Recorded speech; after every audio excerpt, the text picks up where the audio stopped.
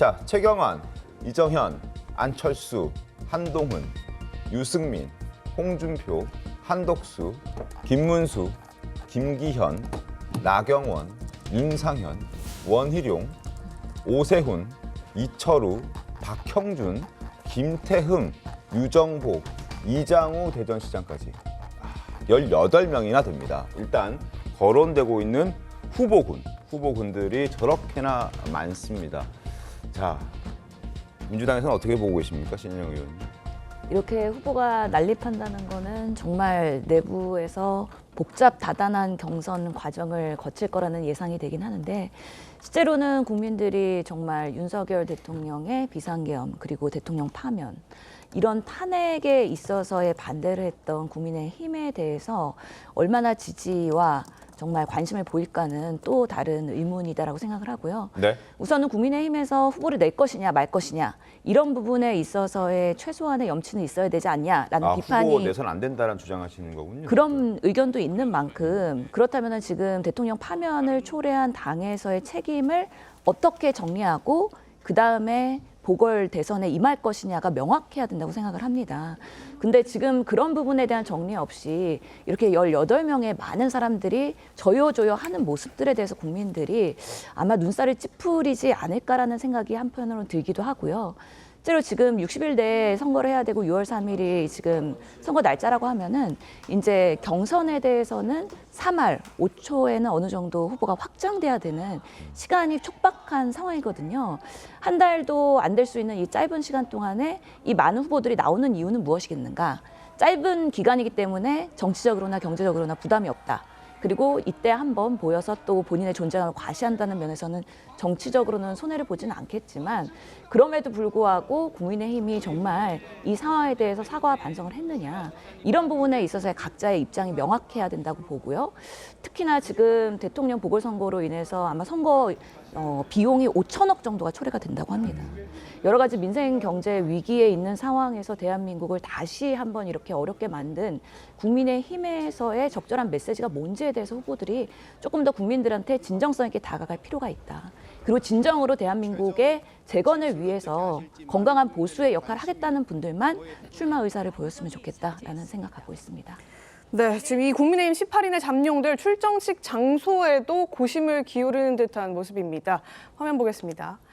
일단 홍준표 대구시장 여의도 대하빌딩 앞에서 진행할 전망이라고 합니다. 안철수 국민의힘 의원 오늘 광화문 이순신 동상 앞에서 하겠다, 이렇게 예고를 했죠. 한동훈 전 대표 국회 본청이 유력하다고 하는데, 지난번 국회를 떠났던 그때 그 장소에서 다시 하는 방안 유력하게 검토를 하는 것 같습니다. 이철우 경북도지사는 국회, 또 유정복 인천시장은 인천 메가더 장군 동상 앞에서 출마 선언을 할 전망으로 보입니다. 자, 지금 말씀드린 대로 잠시 후 11시부터 안철수 의원은 대선 출마를 광화문에서 선언을 합니다. 광화문 광장 이순신 동상 앞을 장소로 낙점한 이유가 있을 텐데 그 이유 직접 들어보겠습니다.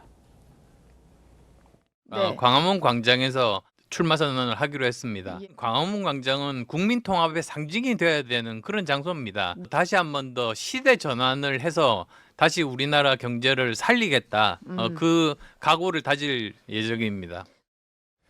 자, 출정식, 그러니까 출마 선언 자체 그 메시지도 굉장한 의미가 있겠지만, 그 장소 어디에서 우리가 출마 선언을 하는지도 아마 후보들의 입장에서는 국민들에게 전하는 메시지가 상당할 걸로 예상이 됩니다. 그래서 서로 어디에서 하는 게 좋을까 굉장히 고심을 하는 상황이고, 안철수 의원은 오늘 11시에 광화문 광장에서 합니다. 저렇게 장소 선정하는 것도 굉장히 고민이 많겠어요. 그렇죠. 뭐 상징을 부여할 것인가 아니면 실리를 취할 것인가, 이런 문제라고 저는 보는데, 네. 홍준표 대구시장 같은 경우에는 이제 본인이 입주하는 대하빌딩 앞에서 하잖아요. 그 말은 뭐냐면 나 여기 있다라는 거죠.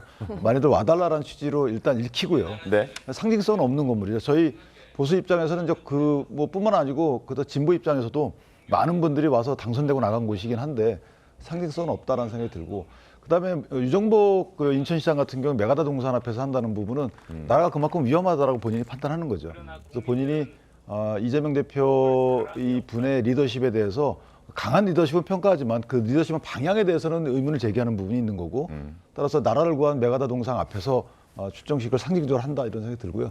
국회에서 하는 부분들은 이번 헌재 결정문에서 국회의 전행에 대해서 비판을 했잖아요. 그러니까 네. 국회를 개혁해야 되겠다. 사실은 저희가 통치권의 통치 구조에 대한 개헌 얘기를 하지만 대통령제에 대한 보완은 사실은 이미 헌재가 많이 한 거예요. 그렇다면 나머지 국회에 대한 보완을 제도적으로 해야 되는데 그거에 대한 내가 생각이 있다. 그 공약을 내세우겠다라는 상징적 의미로 한동훈 대표 전 대표나 또 한 분이 국회에서 하는 것 같고요. 그다음에 이제 안철수 의원 같은 경우에는 이제 광화문에서 하는데 네. 이것도 마찬가지로 나라가 누란의 위기에 있다라고 판단하시는 것 같아요. 통합을 말씀 주셨지만 그 이순신 그 장군 앞에서 한다는 부분은 우리가 열세지만 사실은 이 열세임에도 불구하고 이 대의명분을 갖고 민주당을 견제해서 나라를 올바로 이끌겠다 이런 취지의 상징이 좀 부여된 장소 선정이 아닌가 이렇게 생각합니다. 포스터가 참 인상 깊더라고요. 그 동상 앞에 본인 사진을 합성해서 이렇게 붙여놓은 포스터도 참 인상 깊던데 이 빅3 가운데 한동훈 전 대표도 있습니다. 대선 출마 선언이 예상보다 늦어진다 이런 평가가 나오는데요. 조갑재 대표, 한 전 대표에게 YS의 길을 따르라 이런 조언을 남겼습니다. 어떤 이유인지 직접 들어보겠습니다. 4월 4일은 너무 빠르고 4월 5일쯤 한동훈 대표의 이번 탄핵에 대한 자신의 입장이 좀 정리된 걸로 기자회견을 통해서 나올 줄 알았는데 아직 안 나오고 있더라고요. 예. 그걸 자기 걸로 만들어야 될 사람이 한동훈 전 대표잖아요. 예. 근데 이 기다리면요 기회가 날아갑니다. 지금 상황에서 김영삼 야당 총재를 생각합니다. 이렇게 아주 아슬아슬한 국면이 있을 때 항상 먼저 내질렀던 사람이 김영삼 총재였고 그것이 대부분의 경우에 맞았어요. 이 사람이 대통령 될 수 있었던 것이 빠른 결단이었거든요. 네. 예, 송춘 부회장님, 이 조갑재 씨는 이제 보수의 대표 논객인데 지금 한동훈 전 대표의 출마 선언이 늦었다 이렇게 평가하거든요. 왜 그렇다고 보십니까? 지금 국민의힘 후보군들의 모양을 보면 탄핵을 반대했던 분들이 오히려 지금 빠르게 출마 선언을 하고 있거든요. 그러니까 탄핵은 찬성한다. 그러니까 비상계엄은 잘못됐다고 주장했던 분들이 오히려 좀 숨고르기를 하고 있는 모양새를 보이고 있습니다. 아무래도 보수층의 이런 강성 지지층이나 이런 분들의 좀 눈치를 보는 것 같은데 저는 조갑재 전 대표의 말씀에 동의하는 게 한동훈 전 대표는 지금 뭐 숨고르기를 하건 타이밍을 보건 어차피 비상계엄에 대해서 잘못됐다고 계속 지적을 했었고 네. 어떻게 보면 탄핵 소추안 통과도 주도를 했고 이런 이미지가 바뀔 수는 없습니다. 그렇기 때문에 본인의 이미지를 명확하게 그냥 밀고 나가는 게 좋다고 생각을 하는데 그런 상황에서 저는 조갑재 전 대표가 지금 뭐 눈치 볼 게 뭐 있냐 빨리 치고 나와서 본인의 이미지, 본인이 비상계엄 잘못됐다고 얘기했던 거 그걸로 그냥 밀고 나가야 된다라는 전 말씀하신 걸로 보이고 저도 동감이 됩니다. 어차피 한동훈 전 대표는 이번 국민의힘 저는 내부 경선은 탄핵에 반대했던 분과 찬성했던 분 뭐 이 양갈래로 갈라져서 아마 싸우게 될 거라고 보는데 그러면은 탄핵이 정당했다라고 주장했던 사람 축에서 1등을 하려면은 빠르게 치고 나와서 선점을 해야 됨에도 불구하고 너무 한동훈 대표가 뭔가 강성 지지층에 뭔가 이런 반발이 있은 이유로 눈치 보기를 너무 많이 하는 것 같아요. 이렇게 계속 눈치를 보다가는 어중간한 위치에서 오히려 본인의 포지션을 잃을 수 있다. 저는 그래서 조갑재 전 대표가 적절한 말씀을 하신 거라고 저는 봅니다. 알겠습니다. 자, 그리고 또 지금 뭔가 고민이 길어지는 사람이 또 있습니다. 바로 오세훈 서울시장인데 어제는 잇따라 종교계 인사들을 만나서 의견을 청취하기는 했습니다. 그러나 계속해서 조금만 더 기자들에겐 그렇게 얘기를 하고 있습니다. 자, 오 시장 얘기 한번 들어보겠습니다. 저의 출마 여부에 대해서 관심을 가져주시는 건 정말 감사하고요. 상황이 어떻게 될지 모르기 때문에 미리 여러 가능성에 대비한다는 것은 뭐 인간사 모든 경우에 다 적용될 수 있는 큰 틀에서의 보편적인 원칙이라고 생각합니다. 누군가는 준비를 해야 준비 없이 갑자기 닥친 상황에 대비할 수 있을 겁니다. 만에 하나 갑자기 대선을 치르게 되면 아마 미리부터 준비한 민주당의 이재명 대표가 아주 위험하고 불안한 후보가 당선될 확률이 높아지게 되는 셈이죠. 만에 하나 생길 수도 있는 일에 대비하고 있는 겁니다. 자, 미리 준비를 본인도 했다라고 간접적으로 저렇게 얘기를 하잖아요. 그러면 이제 이런 상황이 벌어졌으면 누구보다 먼저 치고 나올 법도 한데 그걸 좀 안 하고 있단 말이죠. 그럼 뭐 왜 그럴까요? 아니 그런데 조금 전에 그 한동훈 전 대표도 그렇고 오세훈 네. 서울시장도 그렇고 출마할 거라는 거 다들 알고 있잖아요. 그러니까 다들 알고 있는데 굳이 그것을 출마 선언을 해야 되는가?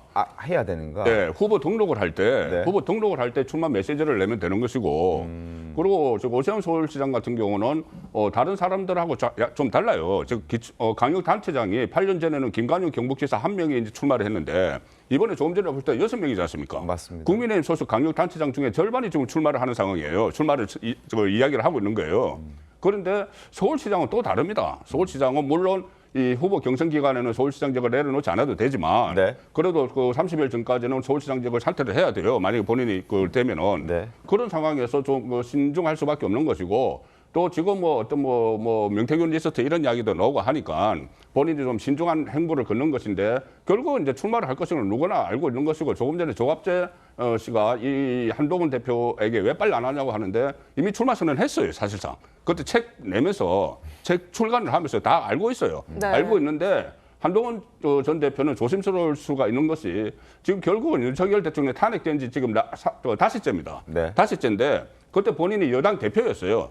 여당 대표였고 어쨌든 탄핵에 찬성을 했지만은 그 내란 자백 이런 이야기를 하면서 두 번째 국회 표결에서 그 저희들이 추정을 하기로는 친한계가 12명 정도가 이탈을 해서 탄핵 조처안이 통과가 됐잖아요. 네네. 통과가 돼서 결국은 대통령이 이 파면이 되는 상황까지 왔는데 파면되자마자 본인은 뭐 출마 선언을 하는 거 이것도 모양이 저는 안 좋다고 봅니다. 그리고 어차피 그 전에 책을 내면서 출마를 할 거라고 다 알렸기 때문에 그래서 지금 출마 선언을 누가 먼저 하고 누가 빨리 하고 이것을 가지고 어떤 큰 의미를 저는 부여할 필요는 없다고 봅니다.